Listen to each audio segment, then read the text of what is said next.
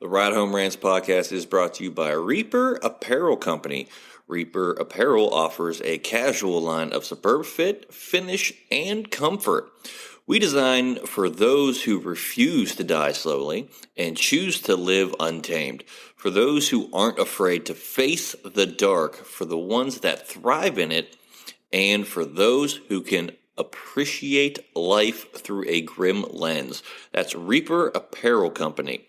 Go to the link in the description of this episode, use the promo code Mike Bono, and get 10% off. Also, the Ride Home Rants podcast is brought to you by my own personal merch store, the Stupid Should Hurt merch store. I have hats, I have t-shirts, hoodies, coffee mugs, water bottles, notebooks, you name it, I've got it. The description and the link for that will be in the description of this episode.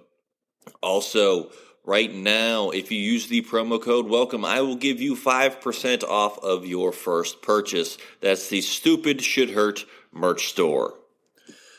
Also, the Ride Home Rants podcast is brought to you by Tactical Brotherhood, all-American made apparel, which helps support the Second Amendment. You can also find all this in the description of this episode with the link, Tactical Brotherhood. Part of every proceed does go to helping veterans, as it is a very good cause. All American-made products made right here in Minnesota.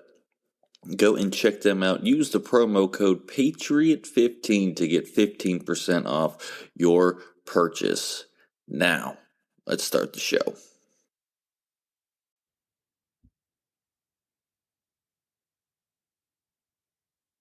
Welcome, everybody, to another episode of the Ride Home Rants podcast. This is, as always, your host, Mike Bono. I got a great guest for us today, but first and foremost, everyone, please go and check out all of these sponsors that you heard at the beginning of the show. That is Reaper Apparel, Tactical Brotherhood, and my own personal merch store, the Stupid Should Hurt merch store. My guest today is a friend of a very big guest of the show and big time friend of the show, and Mr. Askew, and Jonas Jackson joins the show. Jonas, thanks for joining, man. Yes, sir. Yes, sir. Thanks for having me, baby. Appreciate it. Not a problem. First and foremost, how do you know Mr. Askew and I worked together at Savannah State University. Funny story. He introduced himself as Mr. Askew, and I was like, he was like, no, that's my real name, Mr. Askew. And so it kind of threw me back, but you talk about a great guy, different. Yeah. So we go back to Savannah State. Okay. I mean, yeah. When the manager of the show, Johnny, was telling me when Mr. first came on the show, he kept saying, oh, we're going to have Mr. Askew. We're going to have Mr. Askew. I don't know why he's not telling me this dude's first name. And then when right. I didn't know what his name was until he actually told me. So yeah, I definitely get the confusion, but it's a unique name and everything like that. And did you get the story why? No. They named him Mr.? No, but I guess I need to know this story. So the mom was an avid, almost like a Black Panther. Okay. And because she wanted her son to always be respected, she named him Mr. That's a unique way of doing it. Yeah, absolutely. And it's working. How about that? I mean, 100% of the time. How about that? So you have an extensive coaching journey. That's kind of why I didn't want to bring it up, because it was way too much to say in an opening, and I wanted to get to talk to you and hear this journey through coaching. So take us through a little bit of your coaching journey. Sure, man. Started coaching in 2002 for a guy by the name of Bob O'Mara, who I played for out at Arizona Western Junior College. Initially didn't know I was going to be a coach, although some of the most influential people in my life early on, growing up with coaches. So, I kind of, after graduating from Eastern Michigan, was doing that last internship. You need to get those final credits. I was doing that in marketing at UMass Boston. I was sitting there one summer, summer 2002, and I was like, man, I don't want to do this. And so I picked up the phone and I called coach, and he hired me. So I started off coaching on the offensive side of the ball at Arizona Western. I did 4 seasons there. And then right after that, I ended up going overseas to Europe and becoming a head coach at a young age for a team in France, which to date was one of the best coaching experiences I've ever had. And then from France, I came over and I GA'd at Temple for Bobby Wallace, who won all of those national titles at North Alabama. And then that spring, here comes Al Golden and Ryan Day and my guy that just got the Nebraska job. His name's drawing me a blank right now. Matt Rule. And all these guys on one staff at Temple. And I ended up going to LaSalle to be a coordinator that spring. It was 06, 07. And then I ended up going to Illinois State um, as a position coach. And it was actually 2 years, and LaSalle dropped football. So then I go to Illinois State, and after the last game of the season, Coach Johnson retires. Okay, so I wind up at West Virginia Wesleyan as a coordinator and a position coach. And then Danny Crehan, he's like an encyclopedia of football, Pittsburgh guy. He ends up going to Alderson Broaddus and starting football with his brother Rick Crehan, who was the president. And so I wind up taking over at um, West Virginia Wesleyan for 2 years there. And then from Wesleyan down to Savannah State as a coordinator, position coach. From Savannah State, I was there for, I want to say, 5 or 6 years. And then I ended up coaching in a league called Your Call Football, which was before the XFL came back and before the fan control football and all that kind of stuff. I had an opportunity to do Your Call Football, and there was like 250 years of NFL coaching experience on that staff. So that was a really, really good coaching experience. And then from there, we went over to Albany State in Southwest Georgia, and then from Albany State to Delaware State. Then from Delaware State, here I am now at Prairie View A&M University outside of Houston, Texas. Wow. Yeah. A journey, man. A journey. But it's been awesome. Definitely a journey. So, I mean, you mentioned the overseas in France. Why was that? What you said, the best experience in coaching. What made it the best experience? Well, the first thing is when it comes to football, that community, I mean, they want everything to be like us because we're the inventors of the sport, right? Here in the States. So they look at you like you are almost a god. And so the way they treat you, um, the way we were treated was just with the utmost love and respect. I mean, I was really blessed to be a part of a really good organization. Um, and then, that team, we ended up taking like the little engine that could. And we were kind of playing in 2 seasons at one time. So we were playing in the French league in the upper division, and at the same time we were playing in the European Cup. And so we wind up going from a first year team in the Cup to hosting the championship. And just the way you saw the community come together over the course of those 6 months was just something that I'll never forget. On top of all the adversity, right? I didn't know French. It was my first time out of the country. But it's just something about that football, man, that, regardless if that's something that you want to do and you want to be good at it and you can come together on all accords, man, special things can happen. So, yeah, that was a really special experience. Uh, just like a phenomenal experience. I mean, other than not knowing French, Yeah. but must have made I learned how to order a chicken sandwich real quick, man. And so over there, when you order a pizza, when the pizza comes out the oven, they crack a raw egg and throw it on it. So I learned how to order a chicken sandwich, and I learned how to order pizza pa oof, no egg. Yeah, I heard that. Did you try it at first when you went over with the egg? Like what was that like? No, hell no. Hell no. We don't eat pizza like that. Hey, cook that pizza, man. Let's go. We don't crack no egg. Throw no egg on no pizza. Couldn't do it. Oh man, that's hysterical to me. I've heard that. I didn't know if that was true or not. I don't know Yeah, anything. that's a real thing, bro. Yeah.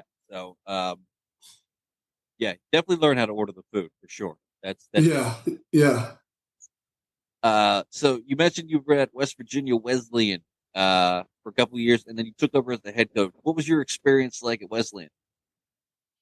yeah, man. Again, another great coaching experience. So on my staff, I had Willie Parker, who I think today has the longest run in Super Bowl history.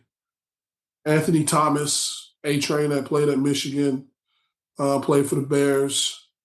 We had Eric Brock on the staff, who was on the national championship team at Auburn with Cam Newton.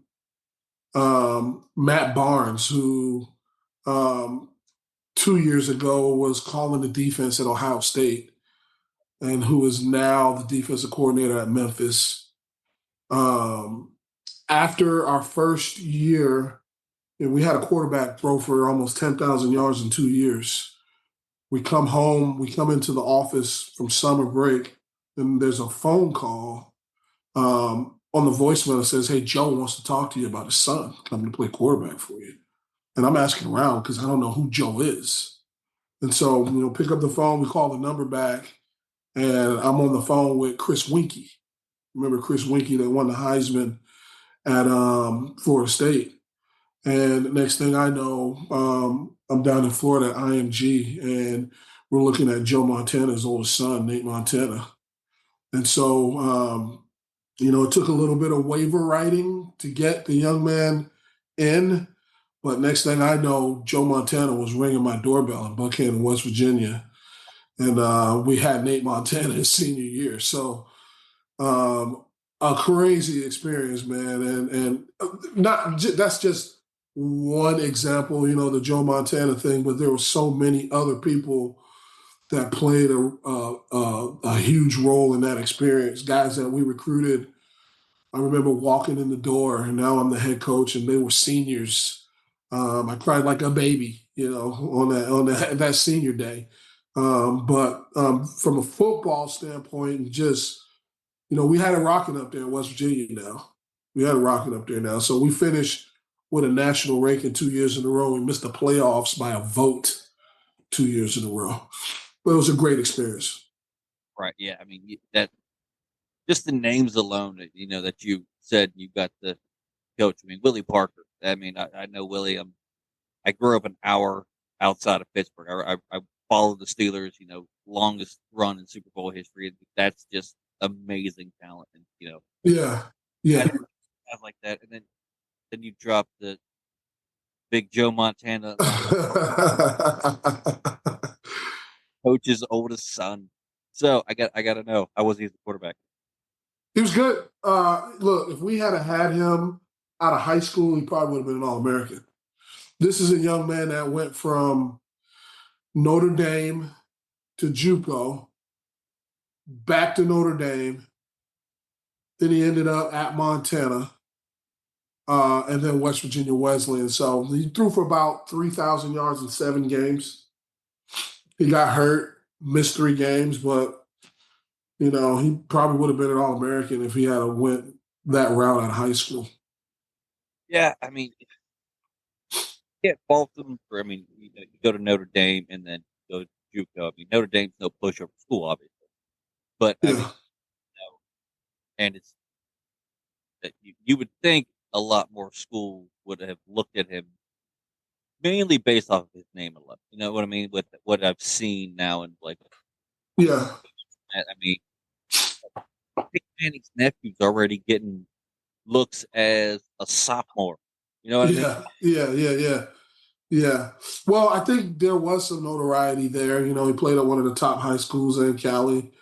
He was 6'4", almost 6'5", lanky, had a strong arm.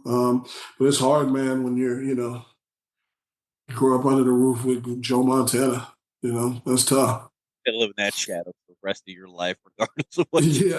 Yeah. Well, he's doing well now. He's doing well. He was one of the original investors in Twitter.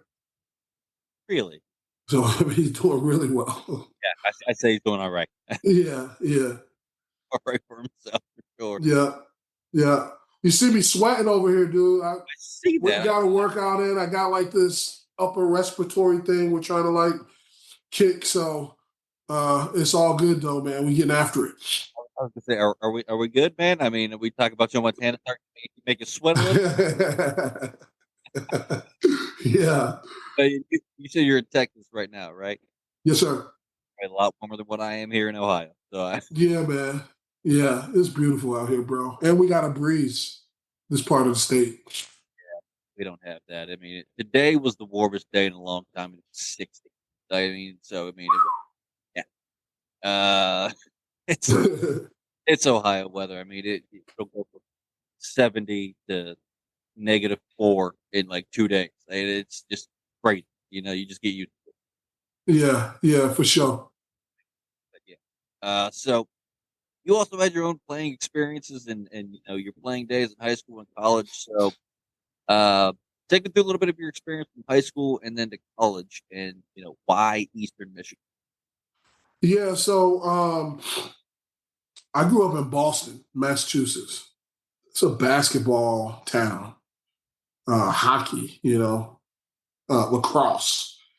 Not a big football community, especially at a young age. But what I do remember is one summer, one of the local coaches kind of knocking on my door and getting me involved in organized sports in the summer. So one of the things that we had growing up was a tournament called BNBL, Boston Neighborhood Basketball League. In the summer in Massachusetts, every street, every neighborhood, every project has a basketball team. And they're going to be competing in a tournament over the course of the summer. And so, that was kind of like my introduction to organized sports at a young age. And then in middle school, again, played basketball, won a couple of state titles in middle school. I mean, we had state championships in middle school basketball. And I can remember I went to the neighborhood middle school, and I can remember getting my, the last day you're going to get your high school assignment. And my high school assignment was the local Dorchester High School. Well, next thing I know, I was in my grandmother's car, and what seemed like an eternity, probably an hour and a half, 2 hour drive out to the suburbs, and I ended up going to Lincoln Sudbury Regional High School out in Sudbury, Massachusetts, in a program called the METCO program. So the METCO program is one of the first two programs in the country that integrated schools back in the 50s and 60s. It still exists today, where they bus kids from the inner city out to the suburbs, but it's more like a co-op in that the kids from the city need the diversity, but the kids in the suburbs need the diversity as well. And so that's where I went to high school. So I went from your local hood high school to Captain America went to my high school, Jeremy Strong that played in Zero Dark 30, and he's the youngest, he's the middle Roy son on Succession on HBO. He's in my class, so I went from the local hood high school to now probably one of the best high schools in the state of Massachusetts. And that changed my life right there. And that's really when I started playing football. And so it was my high school football coach my sophomore year as I started kind of getting looks, but I didn't have the grades early on. And he pulled me aside and ripped me one, man. And next thing I know, I was living with my position coach. And so I went from living, staying at home to now staying out in the suburbs, living with my position coach all through high school. And, gave me an opportunity. I still didn't really figure it out. I ended up going to Dean Junior College for a year, and then I ended up out at Arizona Western. But I was a highly recruited player, and then from Arizona Western, I ended up at Eastern Michigan. So we were working out in the summer at Arizona, and one of the guys, Coach Woodruff, that was recruiting myself and a couple of other guys from Arizona Western, he winded up getting a head coaching job at Eastern Michigan. And so that's how I ended up at Eastern Michigan. Okay. Little roundabout way to get there, but hey, you got there. Got there, man. Got there, man. A lot of, and I'm telling you, I didn't grow up in a household where mom and dad was around, but it was always a coach, man. And it must have been something that my mom and dad, at least their reputation in the street, maybe that kind of carried me. I don't give them a lot of credit for that, right? Because it's something. It's a struggle, right? It's something as you grow older, you kind of struggle with those relationships. As you see the type of relationships that you have, right? And it's like, you just I don't really give them credit for much because they weren't around, but maybe they did just enough to where that neighborhood basketball coach came and rung my doorbell because he knew that I was there out of respect for my mom and dad. So they did just enough. So I got to give them credit for that, but. Certainly, man, it was coaches, man. A lot of help from a lot of coaches along the way. See, I agree with that 100%. I've dabbled in a little bit of coaching. Obviously, I've coached my son's baseball team, stuff like that. And, there was kids that at the time he was in that 6 and 7 age bracket where it was coach pitch, but, after so many pitches, they let the kids hit off the tee just to kind of get a feel for it, get a hit for it. And we had a kid that everybody knew after 5 pitches, the tee was coming out for him. Yeah. And he would always hang his head and all this other stuff. And, oddly enough, his name was Rudy. I wish I was making that up. His name was Rudy. And Rudy. I finally, I just sat him down. And I was like, man, and you're little. I get it. You don't really have strike zone. It's hard for us to pitch to you, but what's the problem? He's like, at first, well, I'm scared of the ball. It's like, oh, dude, trust me. You're playing catcher. How are you afraid of the ball playing catcher? Right. You can't be afraid of the ball. And the point where coaches just started throwing grounders at him. Right. And then finally, he got his first hit off the coach at one of the last 2 games of the season. And you don't think that just doing little things with kids and coaching and stuff like that go a big way. And I'll never forget it because we came up with a nickname for Rude Dude because he always looked like he had a scowl on his face. Yeah. Upset, so it was Rude Dude. Right. And one of the kids, one of his players was like, "Oh, Rude Dude, you got a hit." And he was like, "Hey, Coach Mike's the only one allowed to call me that." Yeah, man. Yeah. A couple summers ago, I was a big swimmer growing up in college, so I got the coach at a summer swim clinic here in Zanesville, and kids at first, I know they gave me the high school kids because I was a stud when it came to swimming. I actually had a chance in 2012 Olympic trials Wow. back in college. Yeah, so That's awesome. was unfortunate. I should have been in London. Anyway, but the kids at first were like, "Why, it's summer? Why are you pushing us this hard? Why are you pushing us this hard? It's summer league. It's not supposed to be this serious." I was like, Yeah. and just sit them down. What's your goal in swimming? What do you want to do with swimming? And I was like, I want to make districts. Okay, where do you think that started? When high school season Yeah. or Yeah. now? you think kids that are making districts are sitting at home playing video games, or do you think they're in summer league? That's right. Amen. And last meet, one of the girls saw her time. She looked up. She goes, second and a half faster than the best person in district right now. That time will get me into district. So I went, so was me pushing you worth it? And of course, swimmers, she was soaking wet right out of the pool, came up, gave me a big bear hug because I was the driest person. That's awesome, man. For a reason. Some of them still text me now and then, hey, I did this, I got this time, I did this, I got that time. But, you don't realize the impact you make until after. Yeah. So it's good to see. I love seeing it. Yeah. Yes, sir. No, I totally agree, man. It's always rewarding when you get those random phone calls from somebody and they remember something that, at the time you were just being you, but they needed you in that moment. And, you just never know, how you're impacting somebody's life, but certainly definitely very rewarding when you get a phone call years, months later, and somebody has something to share like that with you, that impact. That's awesome. That's still one of the. And that's what it's all about, right? Absolutely. That's still my best memory from my short little year stint in coaching.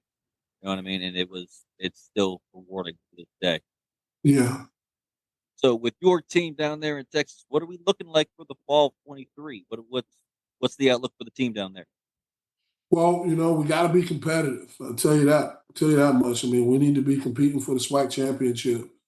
When you look at what we have here at Prairie View A&M University and being the third largest HBCU in the country, the fourth largest city in the country with our facilities and being in Texas and how much they love football around here, we need to be in the mix. So I can definitely expect that to be occurring here in the fall. We're still recruiting.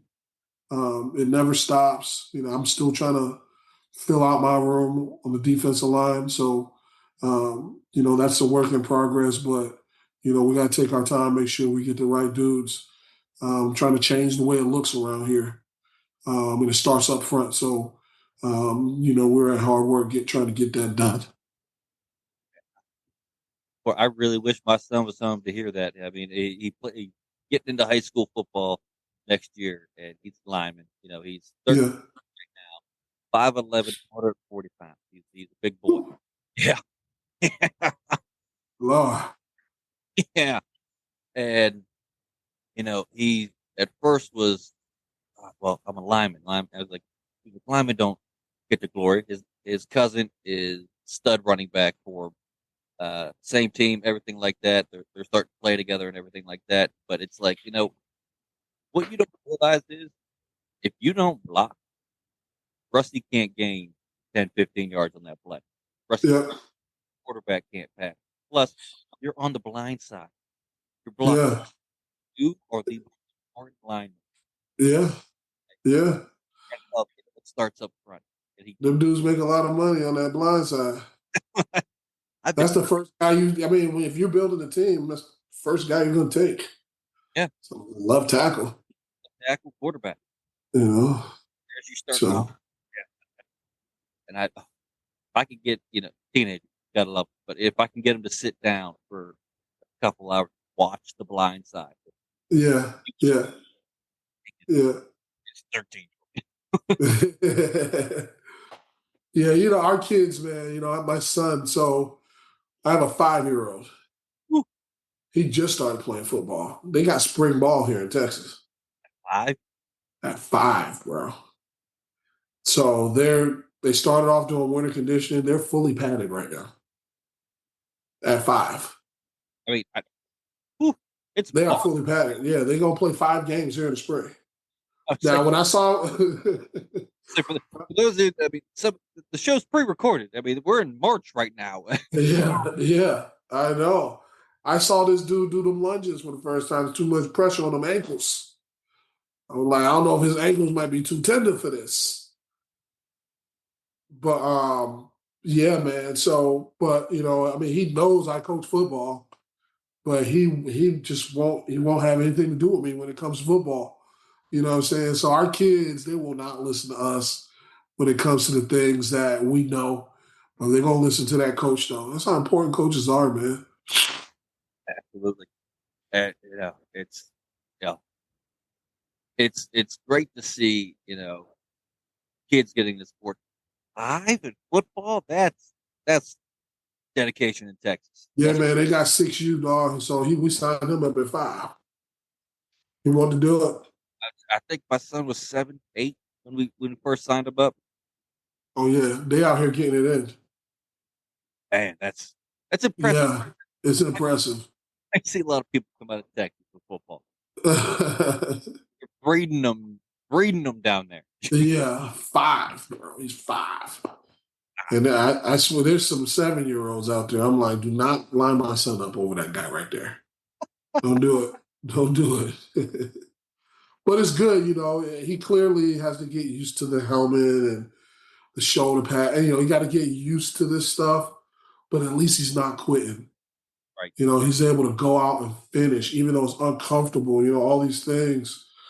I mean, look at what's going on in the world, man. There's going to be some uncomfortability at some point. And just, my daddy wasn't around to teach me these things at 5. Nor, I don't even know if you should be learning these things at 5. No. But clearly, when you're playing a sport, you're being exposed to these things at an early age. Right.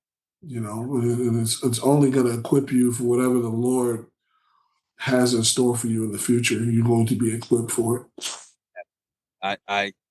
I still take lessons with me today that I learned when I played football, swimming, sports in general. Just every sport I did taught me something that got me to where I am today. Yeah, sure. I keep telling him that to again. He's not. I got to tell his coach to tell me, but my son, it yeah, sucks. Man. Sucks in the summer when and it's hot. You've got those 2-a-days. And yeah. With friends. I get it. Trust me, it's gonna pay off. It's gonna pay off, Drew. It's gonna pay off, man. I gotta know any admirations to be a head coach again. Absolutely. It's definitely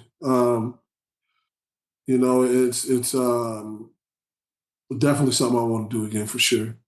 Hopefully, I can get the opportunity to do it. I'll be looking for it, Coach. I'm telling you this right now. Yeah, man. And I'm going to be taking a close look at your program and everyone, all the listeners, everyone that listens to the show. Oh, follow this many people and all these programs, from all these coaches and all these people that have been on the show. No, I follow them all. Yes, sir. Yes, sir. Appreciate that, man. But I'm gonna be looking for you. I'm gonna be rooting for you, Coach. But I do got to get this segment in because we are running down near the end of the episode, and that is the Fast 55. 5 random questions from the wonderful manager of the podcast, Johnny Fitty Falcone. And Coach, I mean, these are kind of rapid fire, but you can elaborate if you need to. But these are the most random questions you're gonna see. So if you're ready, all right, let me turn my volume up, baby. All right, let's go. Question number 1: what is your favorite town you have ever lived in? Savannah. Okay. Question number 2: would you rather go on vacation in Maine or Oregon? Oregon. Okay. Okay. Oh, this one's gonna hurt. What's the better football movie? Any Given Sunday or Remember the Titans? Any Given Sunday. Okay. Okay. That's a toss up. That's a coin flip for me. I love both. Yeah, Any Given Sunday, bro. All right. Question number 4: is fishing or hunting a better hobby? I'm gonna say hunting. Okay. Okay. Last question here.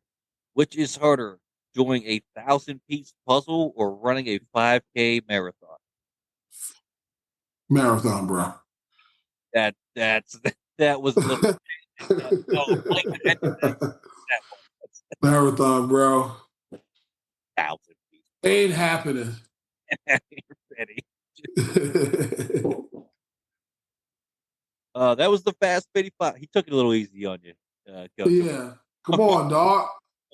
Now he took it way easy on you, for sure, with those questions. But hey, I'm gonna have to come back so we can make this one a little more challenging next time. This segment right here. we're gonna get you back. That's for sure. Get you back on for sure. And I'm gonna tell him bring the thunder with these questions, because Bring that's it, baby. Bring it. easy questions. Yeah. Come on, guy. But all right, Coach, I give every guest this opportunity at the end of the show. If there's anything you want to get out there, whether it's recruiting for your program, whether it's just a good message, anything like that, I'm going to give you about a minute. The floor is yours. Hey, one of the quotes that kind of resides in me is, if you do what you always done, you get what you always got, right? So just want to encourage people to take a look at their circumstances, and if you want things to be different, do something different. It's okay. Um, we're all out here trying to get it, so be encouraged. And then lastly, I always like to shout out PV Nation anytime that I'm on the radio doing something public. So shout out to PV Nation. Let's run this thing, man. Let's go ahead and get to the SWAC championship this year. You heard? All right, absolutely, for sure. I'm going to be watching for you, Coach. I'm going to be rooting for you to get that championship. Yes, sir. Absolutely. I want to thank you for coming on there. Coach Jonas Jackson joining the show. Thank you for coming on. This was a lot of fun, my man. Yes, sir. Thanks for having me, baby. I appreciate you, man. Be listening out now. Hey, not a problem. But that is going to do it for this week's episode of the Ride Home Rants podcast. Once again, please, if you enjoyed the show, go and check all of the sponsors. Again, that is Reaper Apparel. Promo code Mike Bono get you 10% off. Tactical Brotherhood. All of these products are made in America. They support the Second Amendment, and part of every proceeds from every sale goes to helping veterans. Very good cause. Go and check them out. Promo code Patriot15 will get you 15% off. And as always, my own personal merch store, the Stupid Should Hurt merch store. Welcome back. Gets you 10% off the promo code. That's going to do it for me. As always, if you've enjoyed the show, be a friend, tell a friend. If you didn't, tell them anyways. They might like it just because you did. That's going to do it for me, and I will see y'all next week. The Ride Home Rants podcast is brought to you by W Energy. Energy drinks made for gamers, streamers, and podcasters alike. For gamers, streamers, and podcasters alike. Go to the link in the description where you can find the best energy drinks out there. Less caffeine than a cup of coffee. Also, no jitters and no crash afterwards. Use the promo code Mike Bono and get yourself 10% off. Also, the Ride Home Rants podcast is brought to you by my favorite sponsor of the show, and that is Shankit Golf. Golf apparel made for the everyday golfer. We might not go out and shoot a 6 under par. We're probably going to shoot a 6 over par, but this is going to give us the gear that's going to help us rocket on and off of the course. Go to the link in the bio, use the promo code Mike Bono, and get yourself 10% off there as well.